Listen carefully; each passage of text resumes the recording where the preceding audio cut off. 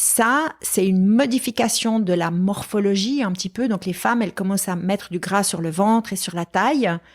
Et du coup, même si leur poids reste stable, ça les dérange beaucoup. Et puis je les comprends.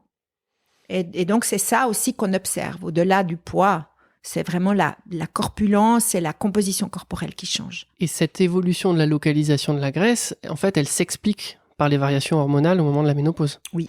C'est-à-dire que l'homme qui va stocker principalement au niveau du ventre, notamment par le biais de la testostérone. La femme, au moment de la ménopause, on va avoir une chute des oestrogènes et donc proportionnellement, parce qu'une femme a quand même un tout petit peu de testostérone, proportionnellement, la testostérone va occuper plus de place que précédemment vis-à-vis des oestrogènes. Les oestrogènes qui faisaient que la graisse, elle venait se stocker au niveau des hanches, des fesses, des cuisses, etc. Et donc maintenant, la prédominance, l'augmentation relative de la testostérone fait que les femmes vont avoir justement cette graisse qui va venir au niveau du ventre, comme chez les hommes. C'est ça. Et donc il y a plein de femmes. Moi, je vois en consultation, j'ai des femmes qui sont très minces, mais forcément, elles ont un tout petit peu de graisse parce que c'est physiologique, parce que c'est normal, et elles vont avoir cette graisse au niveau du ventre. Oui.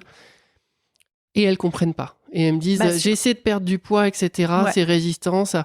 Et en fait, elles n'ont pas cette notion qu'on est sur quelque chose qui est physiologique et qui est de l'évolution naturelle de leur corps. Ouais. Enfin, c'est comme dire, je comprends pas pourquoi j'ai les cheveux sur la tête.